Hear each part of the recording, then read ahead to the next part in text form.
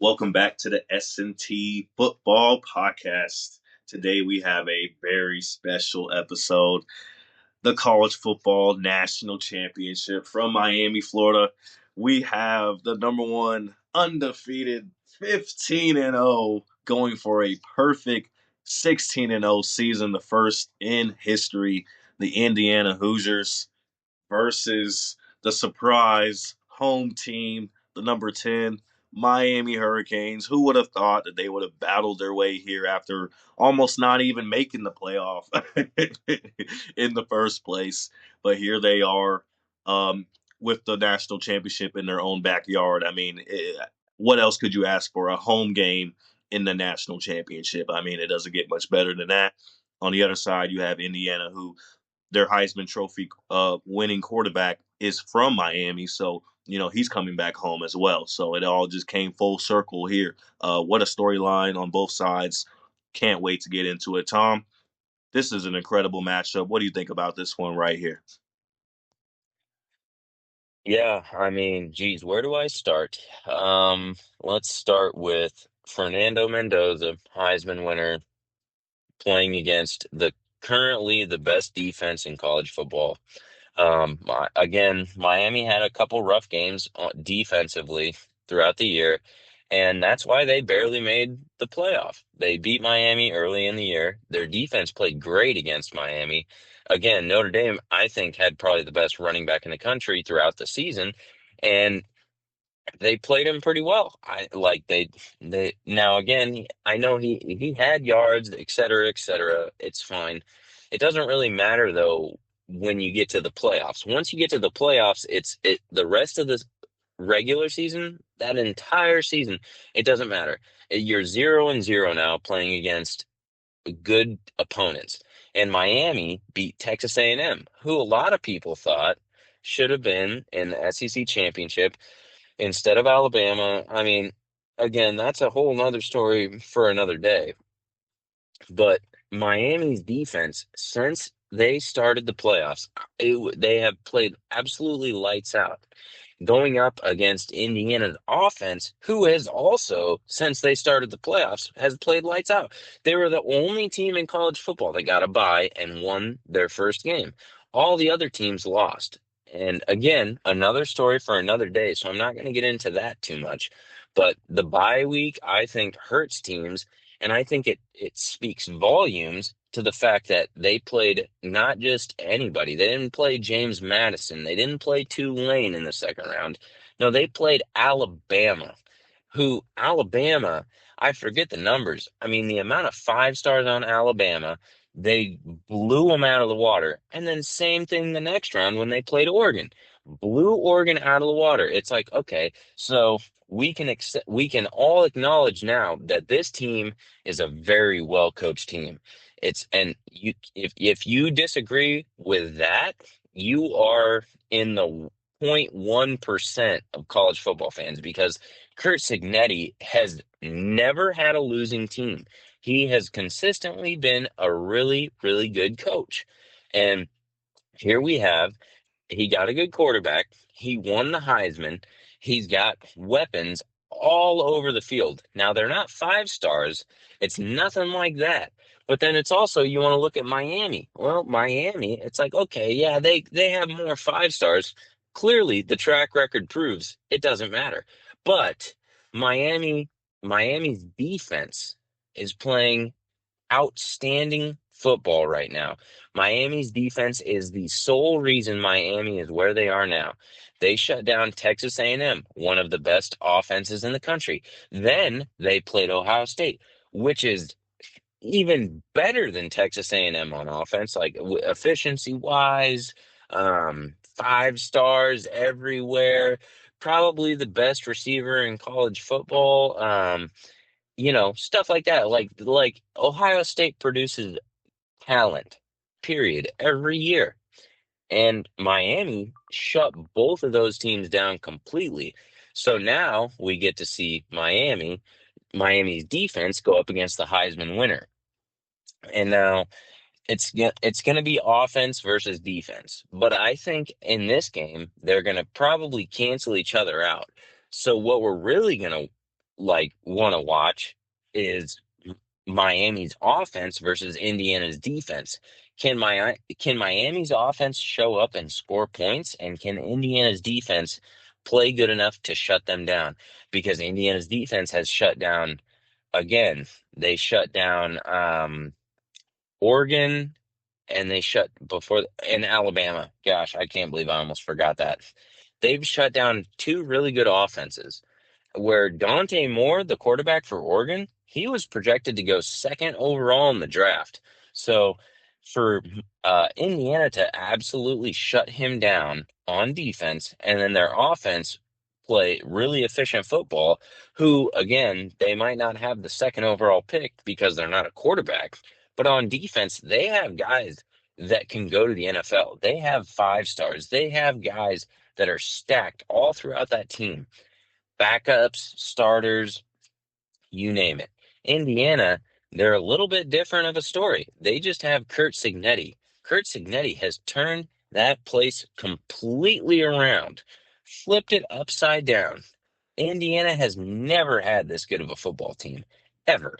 And so, in my opinion, you can say like offense versus defense in this game, but I don't think this game is going to come down to offense versus defense. I think they cancel each other out. I think Miami's defense is going to make plays, Indiana's offense is going to make plays. But can Miami's offense score on Indiana's defense? I don't know. I genuinely don't know because I don't watching the playoffs, Miami's offensive calls are very conservative.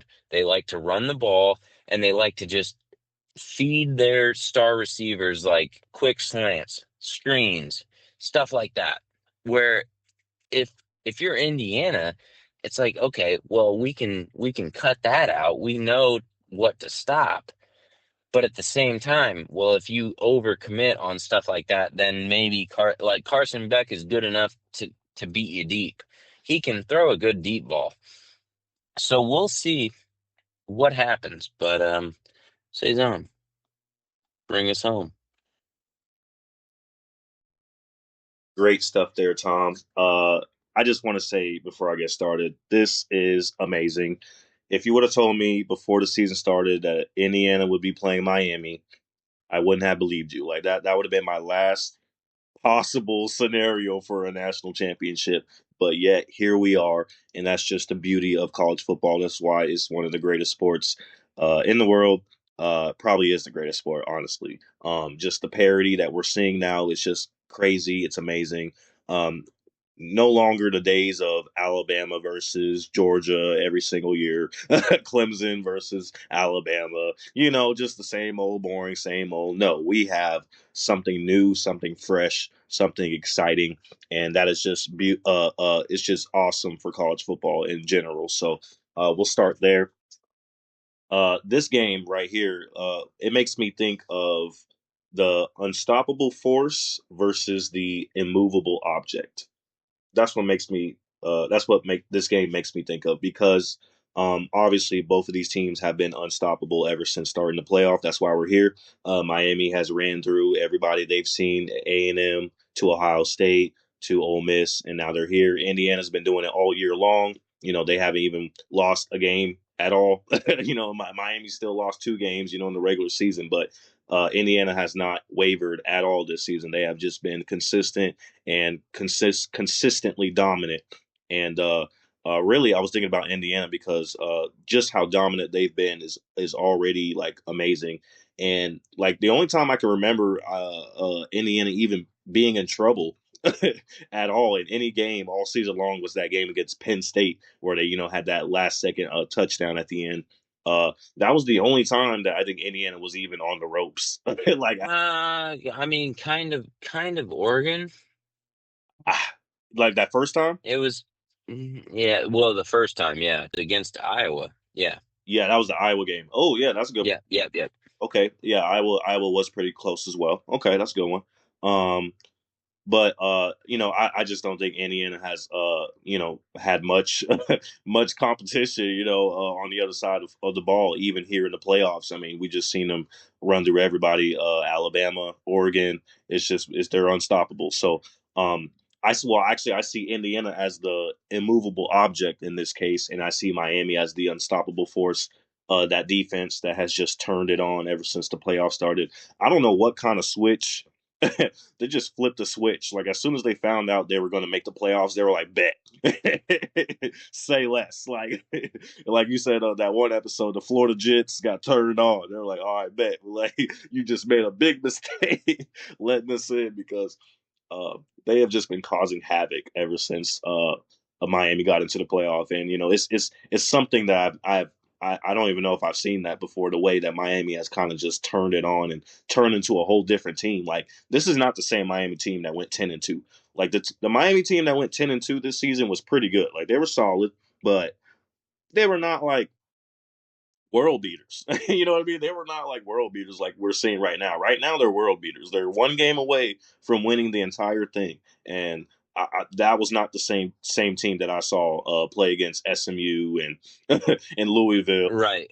Right. I was just about to say, like, you tell me like week 7, if they played Ohio State, they would have probably been blown out the water. Yeah, it would have been a whole different result. Yeah, most definitely.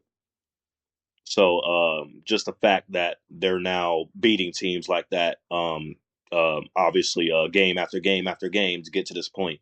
Yeah, I don't know what happened, but Miami needs to play like that every game, so that we don't need to have debates at the end about you or Notre Dame and who's going to get in. How about you just play like this all season long, and then it's not a debate. So, but obviously can't go back in the past. We're here now.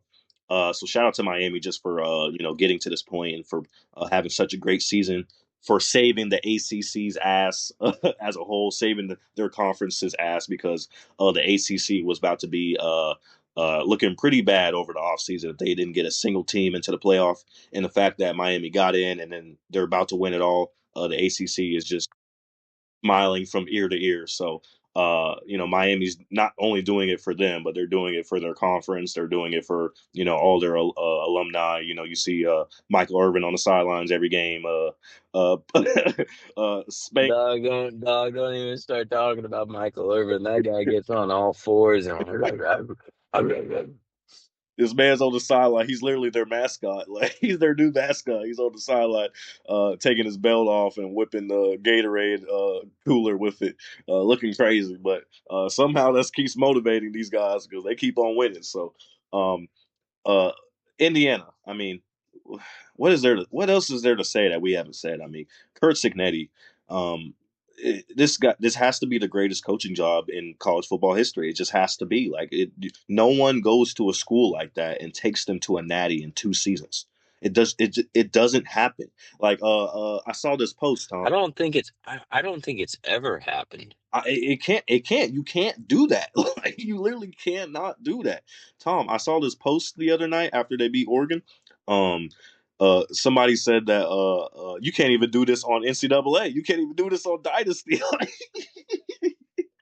You can't even. I believe it. I play college football too. It's like if you want to be good at the game, it's like, and you want to play at the highest difficulty, and you pick Indiana 2 years ago, and you want to act like you can do what Kirk Signetti did. And I also saw a funny post Because we're talking where not freshman mode or anything. Yeah, Heisman mode. There's no way you're doing and I saw where it's like Kurt Signetti, or no, excuse me, Oregon, they beat James Madison, and then they lose to James Madison 2.0, aka Indiana, which I was just like, yeah, honestly, you Yeah, can't even deny that because it's only been 2 years. Like, there's guys that were on James Madison that are now on Indiana. It's insane. right. And it's just it's crazy. Like literally, you would have a tough time doing this on a video game. Like that's how crazy what we're seeing happen in front of our eyes is. Because if you got on NCAA right now and picked Indiana, well, oh, excuse me, not Indiana, because Indiana's Indiana right now. Excuse me, a team like Indiana 2 years ago. Go ahead and pick Purdue, right? Pick Purdue and put it on Heisman mode. You're gonna have a tough time winning an that in 2 seasons. Like it's just tough. Like, You're not gonna win. I play the game. I know you don't quite play the game like me, but let me just tell you, you would not win. You could pick Nebraska. Pick a better team than Purdue. Like they're shit. tough. Pick Nebraska, play on Heisman mode, and don't quit a single game. Tell me how many games you win. No, to be honest, like yeah, I'm not a big gamer anymore, but I remember playing NCAA 13 a lot when I was younger, and yeah, it was always like one of the most fun things about the game was to take like a really bad team and make them good and win a natty with them. I remember I picked Middle Tennessee State at one time, and the first season. Um, I barely made a bowl game. Like I went like 7-5 or something like that because I'm playing on Heisman mode, so I'm playing on the hardest mode. It's tough. Like I was recruiting, I was doing everything I could, but it's tough to take a team like that and make them good all of a sudden. I think we went like 7-5 or 8-4 or something the first season, and then the second season I did make the national championship, but I do believe I lost to Alabama in the last game. I think I made it all the way when I lost to Alabama at the end. So, it's hard to do it in a video game. And Kurt Signetti is playing video games in real life. So, um, got to be the greatest coaching job I've ever seen. Getting Fernando Mendoza from Cal. Over the offseason, I remember hearing about the transfer portal, and I remember hearing about Fernando Mendoza transferring from Cal to Indiana. I didn't know who he was. I never heard of him. I didn't think it was going to be that big of a that big of a splash. Just like okay, a quarterback from Cal. Okay, nothing huge here. Well, obviously we were wrong. I mean, Heisman Trophy winner. He's about to be the number one overall pick in the draft. I mean, this guy just comes out of nowhere. He basically has a Joe Burrow type season. This is like Joe Burrow stuff, right? Because before Joe Burrow had that amazing season at LSU, like nobody had really heard of him like that. I mean, he was like a 5-star that went to Ohio State and then ended up transferring, but like he wasn't on the radar of anybody until that last year, and then all of a sudden, boom, they win a natty, and he's the a top 5 pick or whatever he was. So kind of like Joe Burrow vibes that Fernando Mendoza gives me. And obviously, this team is solid everywhere else as well. I mean, this offense, this defense in general are just really, really solid. I mean, the offense, we have weapons. Like you said, they're not like 5-star crazy type guys, but they're just guys that play ball and they are gritty and they are also dependable and they make plays. Like you have Surratt, uh, catching those back shoulder throws every week, and then you have that one guy Becker, whatever his name is, Charlie Becker in the slot, the white boy, the Wes Welker type guy, um, making plays, and then you also have the deep threat Hooper as well. So like they just have it all really. They're just consistent, and they have the fullback also slash tight end. He's making plays. Like this is just a really well coached team and they get the most out of their players. Like they don't have the best players, but they get the most out of them, and they just play really solid, really fundamental football. And when you're doing that, you're hard to beat, and obviously that's what we've seen from Indiana all year long. They're just really hard to beat. And also, when it comes to my prediction, I mean, I've picked I picked against both of these teams, and then I stopped picking against Indiana because I was like, okay, I'm done picking against Indiana. Well, I keep picking against Miami, but they keep winning. I've literally picked against Miami in every round. So I've just been completely wrong. I thought they were going to lose to A&M. Nope. I thought they were going to lose to Ohio State. Nope. I picked Ole Miss last week. Nope. So it's just, I mean, can I keep picking against Miami? So something has to give here. I mean, we're at the end now. The immovable object versus the unstoppable force. Something has to give.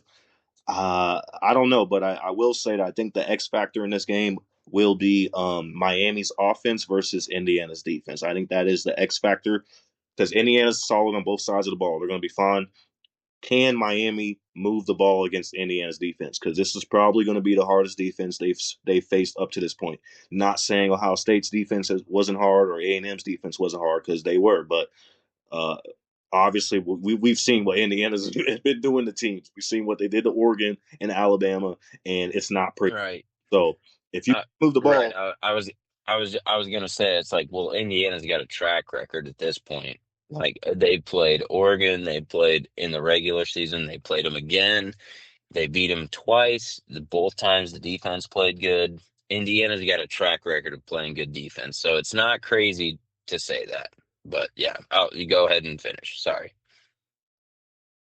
No, that's a fair point. I mean, obviously Miami is building their own track record on their side, so I don't know, but something has to give here. I mean, we're at the end now, so one of these teams is going to have to lose, and I don't know, but I think I am going to go with that one X factor because as great as Miami's defense is, as great as Indiana is on both sides of the ball, I still think the weak link in all of this is the Miami offense, and especially Carson Beck, because they got weapons on the outside. I really like their running back. I really like Tony on the outside as well. He's just a super weapon.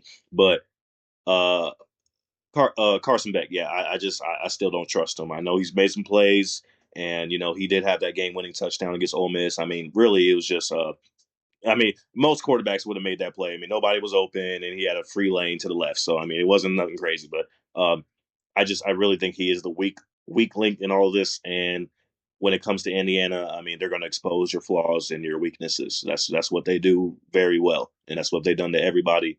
And if they get a pass rush against Carson Beck, I think he will fold. So I'm going to go with Indiana. I'm going to go with Kurt Cignati. I can't pick against this team. I really can't. They proved it too many times. 16-0, first undefeated season, or first 16-0 undefeated season in college football history. Just amazing. This is going to be a really good one in Miami. Obviously, we talked about Miami's has a home game, so that's an advantage for them. This is literally in their stadium, so couldn't be a better situation for them on that side. And also, shout out to Mario Cristobal. I didn't talk about him, but Mario Cristobal, the head coach for Miami. Going from there was a time where he was supposed to take a knee.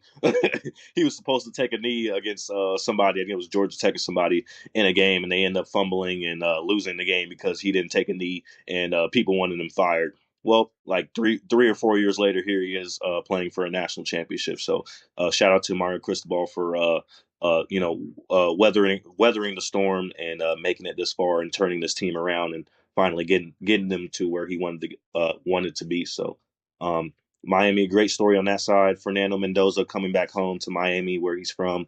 This is just going to be a really good game. I can't wait. Monday night from Miami is going to be a amazing, amazing game.